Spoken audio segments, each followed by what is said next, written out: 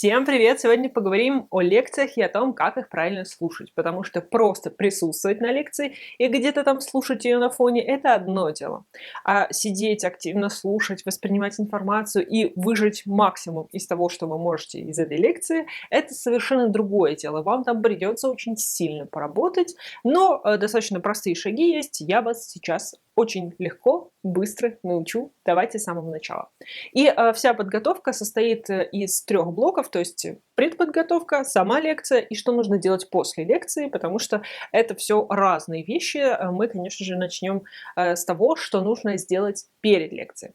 А перед лекцией мы должны вспомнить, что у нас было до, какими мы темами занимались, что мы рассматривали, какие были там, какие-то термины, понятия. Ну, то есть вы должны подготовиться и вспомнить, что у вас было до, потому что, скорее всего, каждая последующая лекция продолжает предыдущую. Если это один предмет, то это все взаимосвязанный какой-то мир, в который вы постепенно вкладываете определенные знания. Для того, чтобы они хорошенечко вложились, вам нужно понять, что это за мир, что вы учили, что у вас до этого было и так далее. И вы должны, ну, если есть возможность, ну, конечно, вы должны, но не всегда есть возможность узнать, что будет на лекции и проработать уже этот материал, потому что вы уже как бы разрыхлите эту почву, на которую будут падать ростки ваших будущих знаний. Если вы этого не сделаете, то будет очень ровная, твердая поверхность, в которую, ну, сложновато будет попасть росткам ваших знаний. Это делается за счет того, что, ну, если преподаватель, конечно же, такой совестливый и дает весь список тем, хотя бы тем, которые будут на ваших лекциях, то вы просто просматриваете, что это за тема, какие основные вещи. То есть не полностью погружаетесь в тему, но входите в курс, что будет, что вы будете рассматривать. Если же преподаватель ничего не дает, то идем к старшим курсам, которые уже проходили этот предмет, листаем хотя бы их там какие-нибудь конспекты, переписываете основные темы и так далее, и также готовимся. Если и этого нету, или вы очень сильно стесняетесь, хотя вот со старшими классами, курсами точнее, это хорошая вещь, у них много чего можно спросить, уточнить, и какие-то вещи насчет экзаменов тоже. Не все, конечно, но кое-кто может рассказать. Еще один вариант. Идем в интернет и ищем примерно такой же курс. Если у вас есть учебник, бывает такое, что просто по учебнику идет преподаватель, тоже заглядываем в учебник, что будет дальше и так далее. То есть вариантов на самом деле масса. Кто хочет, тот обязательно найдет. Не обязательно это будет прям совпадать на 100%, но если вы хотя бы в целом будете понимать, о чем идет речь, то вы гораздо больше получите знаний, потому что вы подготовите каркас, на который будет налепливаться знание, а создание этого каркаса– это тоже время, это тоже энергия для нашего мозга. Вы сделаете это заранее, и тогда вы сможете больше подробностей просто запомнить. Следующий момент в подготовке, на который я хочу обратить сильное внимание, это внутренний настрой.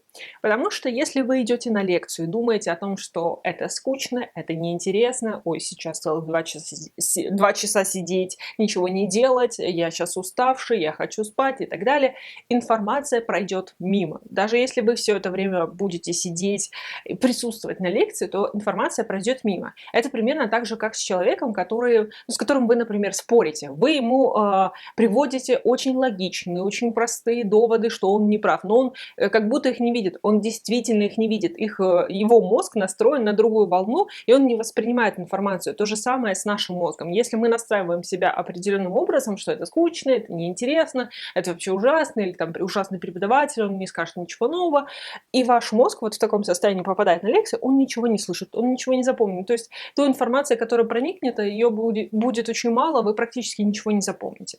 Так что предвзятость к информации– это очень плохо. А если как бы позитивная предвзятость, вот я сейчас что-то интересное узнаю, что-то новое, вот я прочитала об этом, а как об этом расскажет преподаватель, а что новое расскажет и так далее. То есть если вы себя раззадорите, если вы себя настроите на то, что вы сейчас будете получать ценную информацию, то вы непроизвольно будете лучше концентрироваться, лучше понимать, лучше запоминать и так далее. То есть вы себя подготовите, опять-таки, очень хорошо. Внутренний настрой, он действительно работает. И если вы его используете во благо, то вы сделаете себе очень хорошую услугу. И последнее, что я очень сильно советую сделать, это, конечно же, убрать раздражители. Телефоны, какие-то записки, звонки, все что угодно. Если вам неудобно сидеть, обязательно пересядьте, потому что вы постоянно будете думать о том, что у вас скрипит стул или вам там дует из кондиционера и так далее. То есть вам нужно максимально убрать все раздражители, потому что как бы мы хорошо не настраивались, не концентрировались, не делали никакие мантры по поводу того, что какая прекрасная, замечательная лекция, если что-то вам будет мешать постоянно, вы будете на это отвлекаться. Отвлечение минус понимание идет. Соответственно, максимально себя обезопасьте. Да, конечно, полностью все убрать невозможно, потому что, скорее всего, вас много, лекторный зал вы не можете поменять и так далее, но как-то максимально себя обезопасить, как минимум убрать телефон, это уже будет хорошо, потому что исследования говорят, что даже если он выключен, даже если он вот все, мертвый телефон, если он даже просто лежит в поле вашего зрения, он уже вас отвлекает, он уже привлекает ваше внимание, так что лучше его куда-нибудь подальше убрать. Ну, и это относится к каким-то таким вещам, не знаю, каким-то ярким пеналам, еще чему-то, если вы постоянно будете там копаться, искать, это тоже будет постоянно отвлекать, а нам этого не нужно. Теперь к самой лекции. Вот вы уже настроились, все убрали, у вас только там ваш конспект, ручечка, ну или там планшет. По поводу того, набирать на компьютере или писать от руки, я уже говорила много раз. Если вы стенографируете на компьютере, это плохо, потому что вы стенографируете, вы не обрабатываете информацию, вы никак с ней не работаете, вы просто работаете как секретарь в суде. Вот, когда же вы пишете от руки, неважно, на планшете, на бумаге, вы обрабатываете информацию автоматически, потому что вы понимаете, что вы не можете все записать, вам нужно очень быстро что-то сделать, поэтому вы выбираете самое главное, и вот записывайте только какие-то основные моменты, вы непроизвольно даже делаете какие-то схемы, потому что это ускоряет процесс, то есть письмо от руки запускает очень хороший, полезный процесс во время лекции, когда вы записываете, а не просто прямую речь пишете преподавателю. Следующий момент, на который хочу обратить внимание, когда мы слушаем, мы не пишем. Когда мы пишем, мы не слушаем. То есть это два разных процесса.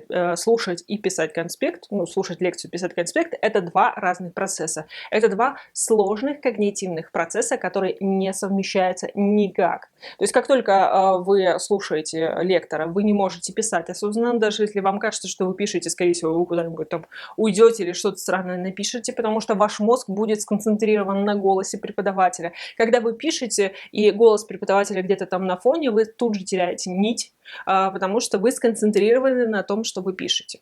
Соответственно, нужно все-таки минимизировать какое-то письмо на лекции, потому что каждый раз, когда вот вы пишете, вы отвлекаетесь, вы теряете нить, вы теряете концентрацию, и это, опять-таки, снижает понимание того, что происходит, снижает запоминание и так далее. Поэтому пишем очень коротко, шифровками, какими-то схемами, еще чем-то.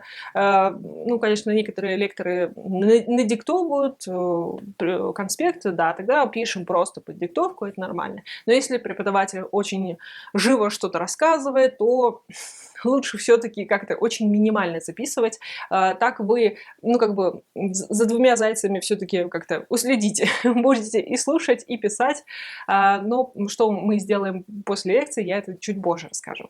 Но, в принципе, на лекции внутри себя надо быть активным слушателем. То есть пассивный слушатель – это тот, который там где-то немножко у себя там в голове копается, какие-то мысли думает, тут на фоне слушает преподавателя, потом он составляет список продуктов еще тоже в голове. Ну, в общем, немножечко так отвлекается. То есть и внутренне как-то не особо настроен на то, чтобы слушать информацию, чтобы понимать то, что вам говорят. Активный слушатель – это тот, который сконцентрирован на том, что говорит преподаватель.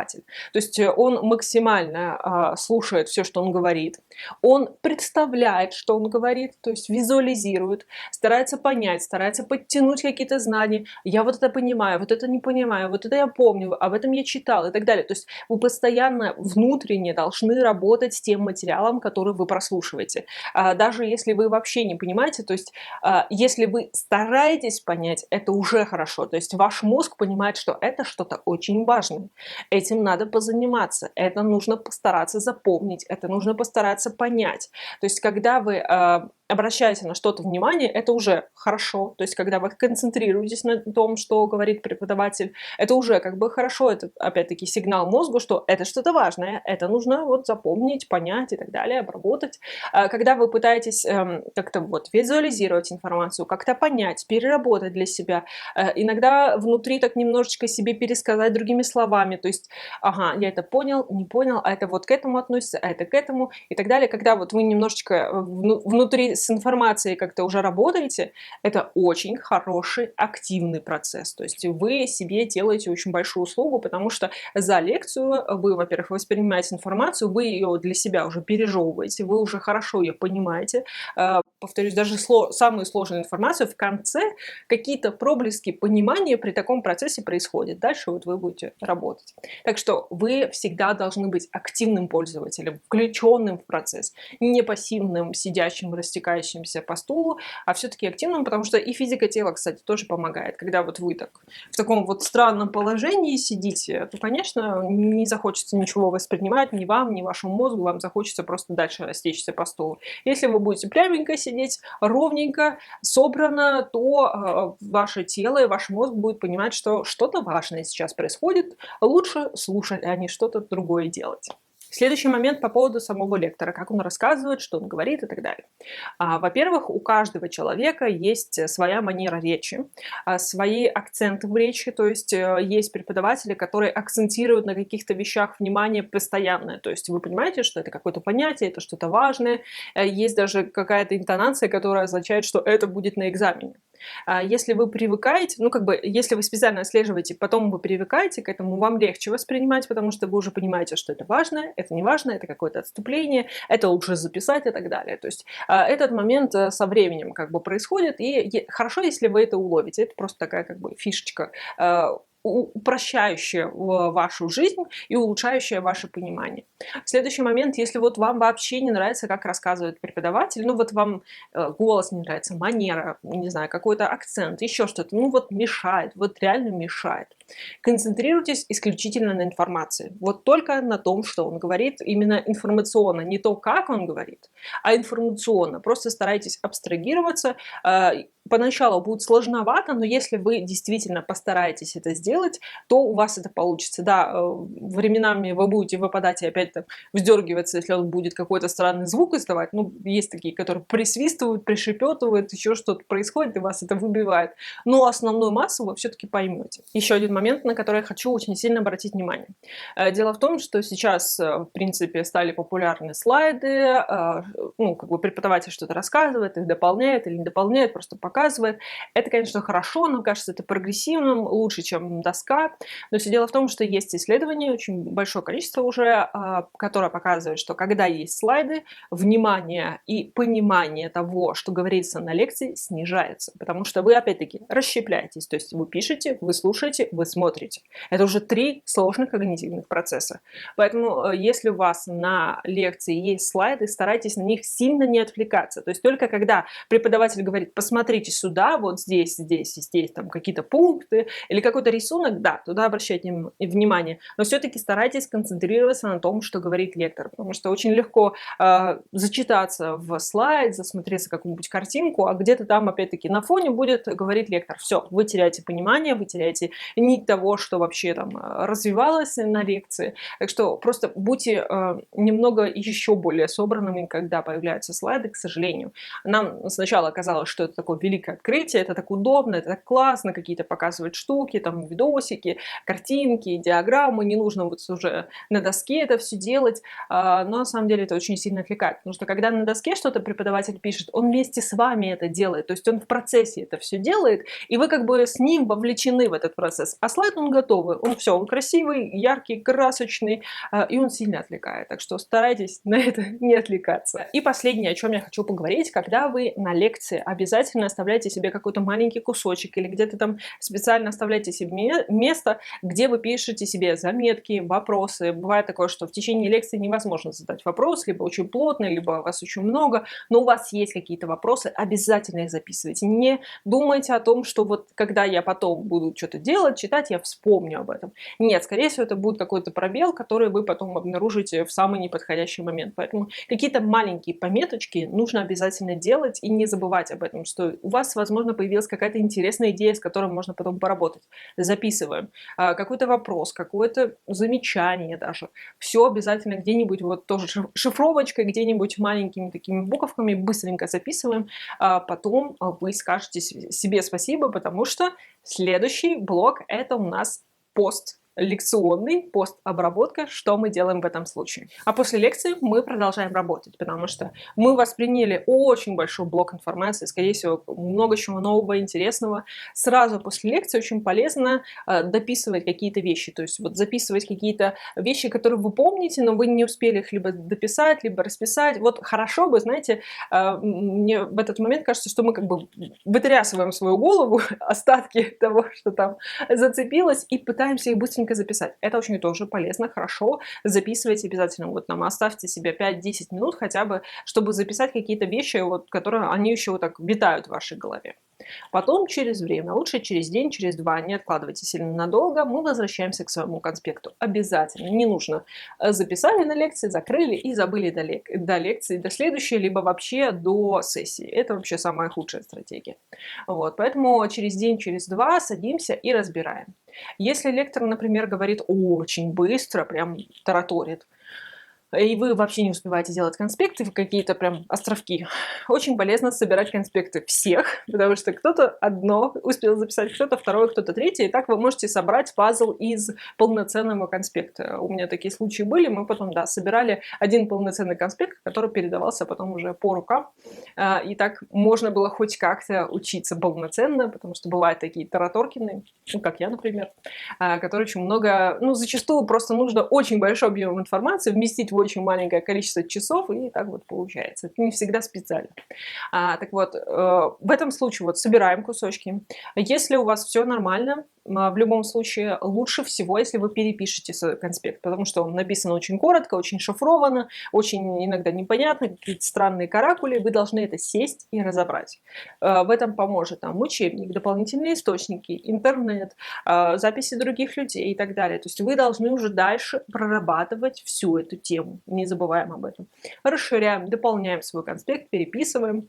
Лучше, конечно, лекционные конспекты никуда не выкидывать, пусть они у вас как бы накапливаются, но все-таки вот такой уже расширенный, полноценный конспект, он никогда не помешает, вообще никогда. Потому что перед следующей лекцией вы припоминаете все, что было на прошлой лекции. Потом открываете свой красивенький, новенький конспектик, проверяете себя и идете уже хорошо подготовленные на следующие лекции. Еще хорошо было бы переработать это все в карточки, в какие-нибудь вопросы, которые вы будете задавать себе в течение семестра для того, чтобы повторять все темы, которые у вас были до. Потому что если вы находитесь в середине семестра, например, вы обязательно должны повторять какие-то вещи из первых лекций, из вторых, из третьих и так далее. То есть вы не должны накапливать это все к концу сессии, чтобы потом сидеть с вот такой вот головой и все пытаться повторять. Если вы будете выделять минимум времени, но постоянно повторять какие-то вещи из предыдущих лекций, а потом дополнять просто, например, доделывая карточки, доделывая вопросы, неважно, в какой это форме у вас будет, может, там, на телефоне какая-то напоминалка, еще что-то, и вы будете постоянно себя проверять, это не будет занимать очень много времени, но вы будете делать это регулярно. К концу семестра вы будете абсолютно подготовлены, и вам, в принципе, не надо будет вообще ничего повторять, вам нужно будет только немножко отформатировать себя, например, если у вас очень четкие вопросы на билеты, вы просто как бы себя немножечко перестраиваете на них, припоминаете немножечко, так подсобираете знания, и все. Потому что ваши знания будут уже достаточно надежными. Так что все, мои хорошие, надеюсь, вам эти советы помогут. Эта стратегия рабочая, хорошая, отработанная. Так что я вам желаю успехов, удачи. Я в вас верю. Подписывайтесь, ставьте лайк. До следующих видео. Пока-пока.